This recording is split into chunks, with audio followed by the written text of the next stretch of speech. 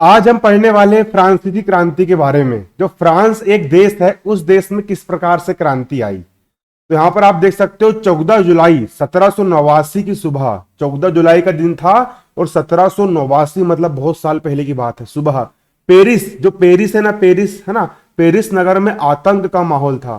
सम्राट ने सेना को शहर में घुसने का आदेश दे दिया। सम्राट जो थे, उन्होंने सेना को शहर में घुसने का आदेश दे दिया। अफवाह थी कि वह सेना को नागरिकों पर गोली चलाने का आदेश देने वाला है। लगभग 7,000 मर्द तथा औरतें टाउन हॉल के सामने एकत्र हुए और उन्होंने एक जनसेना का गठन करने का निश्चय किया कि भैया अब हम सब लोग मिलेंगे और मिलकर के हम लोग इकट्ठे होकर के जनसेना बनाएंगे। हथियारों की खोज में भी बहुत से सरकारी भवनों में जबरन प्रवेश कर गए ताकि वहां पर उनको हथियार मिल सके। अंततः सैकड़ों लोगों का एक समूह पेरिस नगर के पूर्वी भाग की ओर चल पड़ा और बास्तिल किले की जेल को तोड़ डाला, जहां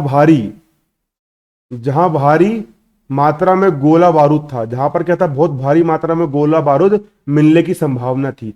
हथियारों पर कब्जे की इस सशस्त्र लड़ाई में बास्तिलिन का कमांडर मारा गया और कैदी छुड़ा लिए गए। जितने भी कैदी थे सभी कैदियों को रिहा कर लिया गया।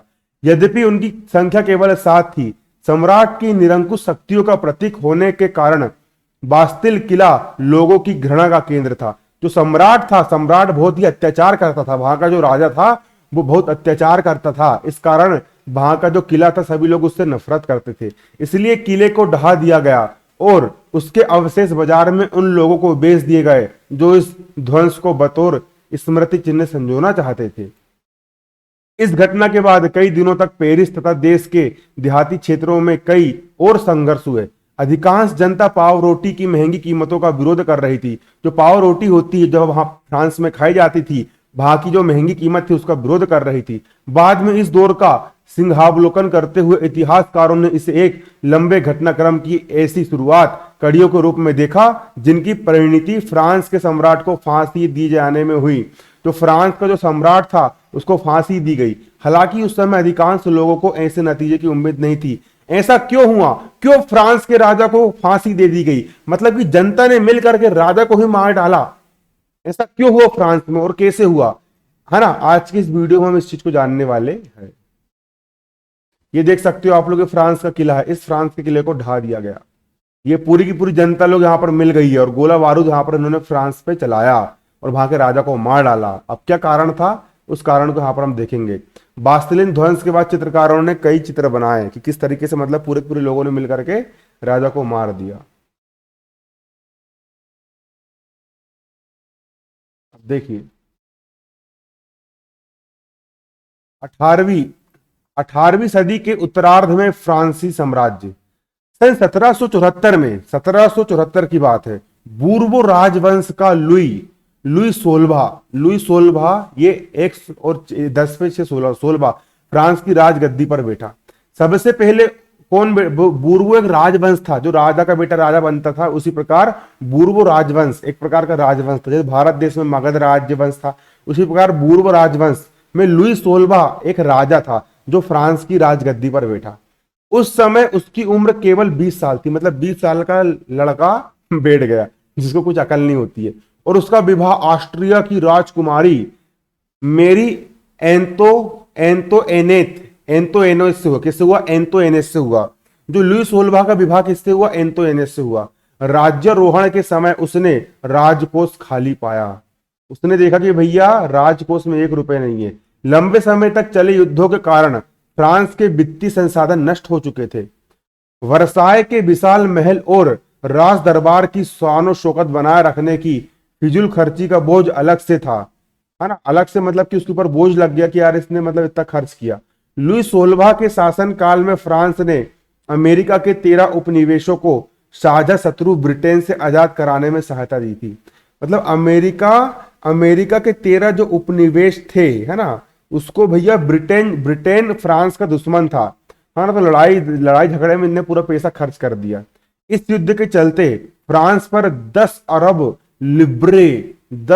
लिब्रे से भी अधिक का कर्ज हो गया और उस पर पहले से ही 2 अरब लिब्रे का बोझ चढ़ा हुआ था। तो 10 और 2 12 अरब लिब्रे का उसके ऊपर बोझ चढ़ गया। मतलब कर्जे में वो डूब गया कौन सा देश? फ्रांस देश डूब गया।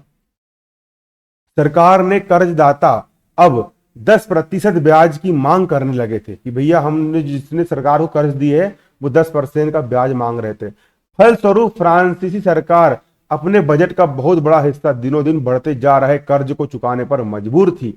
अपने नियमित खर्चों जैसे सेना के रखरखाव, राज दरबार, सरकारी कार्यालय या विश्वविद्यालय को चलाने के लिए फ्रांसीसी सरकार करों में वृद्धि के लिए बाध्य हो गई। उन्होंने टैक्स बढ़ा दिया और यह कदम भी नाकाफी था। 18वीं सदी में फ्रांसीसी समाज 3 स्टेट में बंधा था और केवल तीसरे स्टेट के लोग ही कर्ज देते थे। देखो 3 स्टेट कौन कौन से थे, यहाँ पर हम चित्र के माध्यम से देखेंगे। प्रथम स्टेट मतलब कि सबसे पहला वर्ग पादरी वर्ग का था। जो पादरी लोग होते थे, जो मतलब कि जो मतलब कि भारत देश में हमारे हिंदू समाज में ब्राह्मण होते थे, पादरी लोग। पादरी लोग मतलब कौन? मतलब कि पूजा पाठ करने वाले। दूसरे स्टेट में कौन लोग थे? कुलीन वर्ग, जो अपने आप को कुलीन समझते थे कि हम भी एक खानदानी रईस है, कुलीन वर्ग। और तृतीय स्टेट में बड़े व्यापारी, अदालती कर्मचारी, वकील इत्यादि। किसान, कारीगर, छोटे किसान, भूमिहीन लोग, ऐसे लोग जिनके पास जमीन नहीं थी, है ना। छोटे किसान, भूमिहीन, मजदूर, नौकर, ये सब लोग। अब होता क्या था कि पहले स्टेट के पादरी लोग आराम से अपने जीवन यापन कर रहे थे, कुलीन वर्ग के लोग भी जीवन यापन अच्छे से कर रहे थे। लेकिन जो तीसरे स्टेट के लोग हैं बेचारे, इन लोग को कर्ज के तले दबा दिया गया था। इन लोग से जबरन लगान वसूल जाता था। तुम लगान वसूल रहे हो तो सभी लोगों से वसूलो, कुलीन से भी वसूलो, पादरी से वसूलो, सब लोग से वसूलो। लेकिन होता क्या था कि ये लोग आराम से जिंदगी जीते थे और ये लोग बेचारे मतलब कि सब कर्ज अदा करते थे। ऐसी कंडीशन बन गई थी।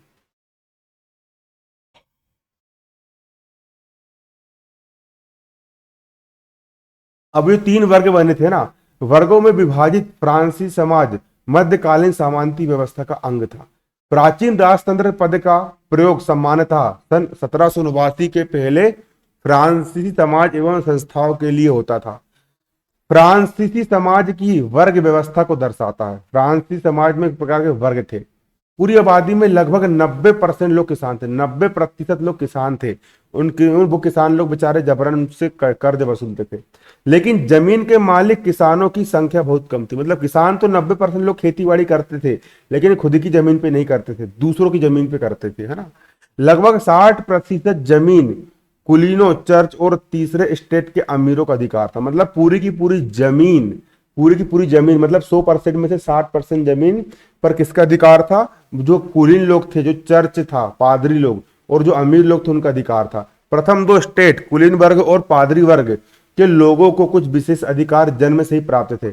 उनको जन्म से ही कुछ अधिकार दे दिए गए। इनमें सबसे महत्वपूर्ण अधिकार था कि भैया उन लोग को टैक्स नहीं देना पड़ेगा, सरकार को पैसा नहीं देना पड़ेगा, उनको कर नहीं देना पड़ेगा। कुलीन वर्ग को कुछ अन्य सामंती विशेष अधिकार हासिल थे। वे किसानों से सामंती कर वसूल करता था। जो कुलीन लोग जो हुआ करते थे वो भैया कर वसूलते थे। किसान अपने स्वामी की सेवा, स्वामी के घर एवं खेतों में काम करना, सेवाएं देना अथवा सड़कों के निर्माण में सहयोग करने के लिए बाध्य थे। उनको काम, मजबूरी में उनसे काम करवाया जाता था।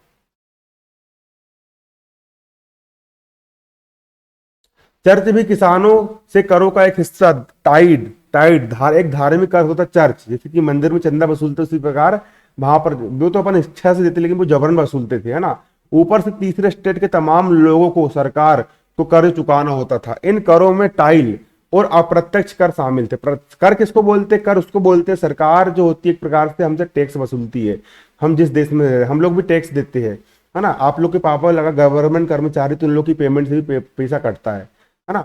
अप्रत्यक्ष कर नमक और तंबाकू जैसी रोजाना उपभोग की वस्तु पर लगाया जाता था। नमक पर, तंबाकू पर लगाया जाता था। इस प्रकार राज्य के वित्तीय कामकाज का सारा बोझ करों के माध्यम से जनता वहन करती थी। जनता को कर देना पड़ता था। अब करों के बारे में यहाँ पर हम देख लेते कौन कौन से कर होते थे और किस प्रकार से लगाए जाते थे। सबसे पहले लिब्रे। लिब्रे जो कर था, लिब्रे फ्रांस की मुद्रा, जिसे लिब्रे लिब्रे एक प्रकार की फ्रांस की मुद्रा है। मतलब जैसे भारत देश में रुपया चलता है, पैसा चलता है, उसी प्रकार फ्रांस में लिब्रे चलता था। फ्रांस की मुद्रा जिसे 1794 में समाप्त कर दिया गया। एस्टेट क्या होता है?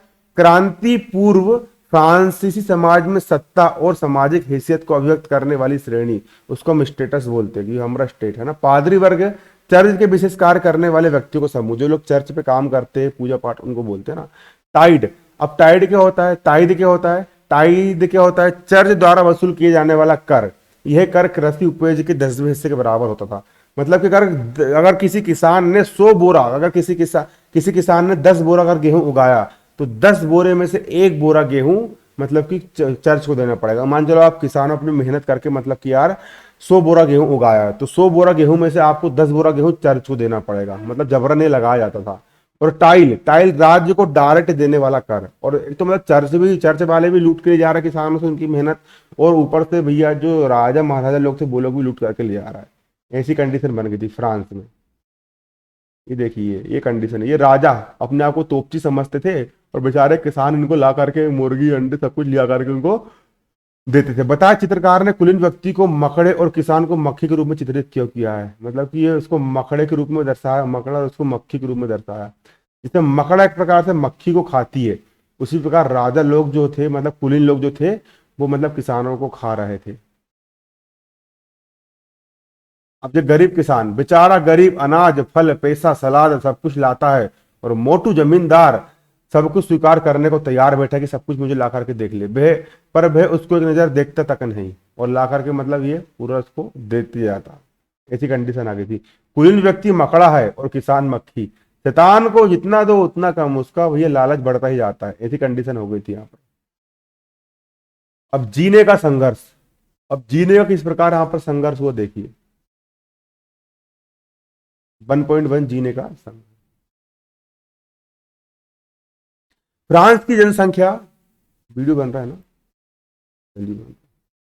फ्रांस की जनसंख्या सन 1715 की बात है में 2.3 करोड़ थी, तो बहुत कम है, मध्य प्रदेश की से ज्यादा है ना। कितने करोड़ थी? 2.3 करोड़ थी, जो सन 1789 में बढ़कर 2.8 करोड़ हो गई, मतलब 2 करोड़ 80 लाख हो गई। परिणाम था अनाज उत्पादन की तुलना में उसकी मांग काफी तेजी से बढ़ी। मतलब जनसंख्या तो बढ़ रही है लेकिन जमीन तो उतने की उतनी है ना। जनसंख्या तो बढ़ रही है लेकिन जमीन उतने की उतनी है। अब उतनी जमीन है, अनाज तो उतने ही उग रहा है, अब खाने वाले ज्यादा हो गए और अनाज कम उग रहा है। अब उससे क्या हुआ? उससे भैया खाना कम पड़ जाता था ना, और उससे एक प्रकार से मांग भी तेजी से बढ़ी। अधिकांश लोगों के मुख्य खाद्य पाव रोटी की कीमत बढ़ गई। सब लोग, अधिकतर लोग पाव रोटी वहां पर खाते थे फ्रांस में, उसकी कीमत भी बढ़ने लगी। अधिकतर कामगार कारखानों में मजदूरी करते थे और उनकी मजदूरी मालिक तय करते थे। मतलब कि तुमको तुमको जबरदस्ती काम करना पड़ेगा, और तुम्हारी मजदूरी मेरी, मतलब तुमसे मैं दिन भर काम करवा रहा हूँ और बदले में तुमको थोड़ा बहुत पैसा अपने हिसाब से दे रहा हूँ। लेकिन मजदूरी महंगाई की दर से नहीं बढ़ रही थी। अब महंगाई तो बढ़ रही थी लेकिन मजदूरी बढ़ना था, लेकिन वो नहीं बढ़ रही थी। परिणाम स्वरूप अमीर और गरीब की खाई चौड़ी होती जा रही थी। अमीर और अमीर बनते जा रहे थे और गरीब होते जा रहे थे। स्थितियां तब और बदतर हो जाती जब सूखे या ओले के प्रकोप से पैदावार गिर जाती। कहीं सूखा पड़ गया या ओले गिर गए और पैदावार गिर गई, तो भैया और मतलब कि आपदा पड़ जाती थी। इससे रोजी रोटी का संकट पैदा हो गया, मतलब इंसान के पास खाने पीने के लाले पड़ गए। ऐसे जीविका संकट प्राचीन राजतंत्र में फ्रांस में काफी आम थे। कई लोग तो भूख के कारण मर जाते थे। जीविका संकट, जीविका संकट किसको बोलते हैं? ऐसे चरम स्थिति जब जीवित रहने के लिए न्यूनतम साधन भी न मिले, रोटी कपड़ा मकान भी न मिल पाए। अब जीविका संकट कैसे उत्पन्न होता देखो। खराब फसल, खराब फसल खराब हुई। अब फसल खराब हुई तो फिर किसान लोग के पास खाने पीने के लिए पैसे नहीं बचे। ऊपर से फिर भैया राजा लोग ने मतलब कि टैक्स वसूल लिए। अब गरीब गुरबा पाव रोटी भी नहीं खरीद पाएंगे। फिर पाव रोटी नहीं तो फिर वो लोग मर जाएंगे, भूखे मारे मरेंगे, तो उनकी लाश सड़ेगी, उससे महामारी पैदा होगी। इस प्रकार से जीविका संकट का चक्र चलता है।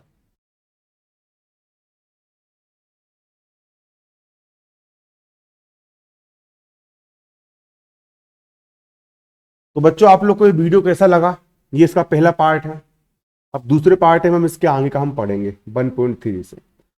अगर आप चाहते हो कि इसी प्रकार के आपको वीडियो कंटिन्यूसली मिले, और जैसे मैं 9वीं क्लास का वीडियो अपलोड करता हूं तो आप लोग को उसको नोटिफिकेशन मिले, तो आप लोग हमारे चैनल को सब्सक्राइब करें, बेल आइकन को प्रेस करें, और पूरा पूरा हम पढ़ेंगे। सबसे पहले हम पूरे पाठ पढ़ेंगे, और पाठ पढ़ने के बाद फिर इसके आंसर क्वेश्चन भी हम देखते चलेंगे। गणित विज्ञान, सामाजिक विज्ञान, हिंदी, संस्कृत, सभी विषय आपको इस चैनल पर पढ़ाए जाएंगे। इसलिए अधिक से अधिक मात्रा में चैनल को शेयर करें और अपने दोस्त लोग को भी बताएं कि यार इस चैनल पर आपको अच्छा पढ़ाया जाता है। धन्यवाद। जय हिंद, जय भारत।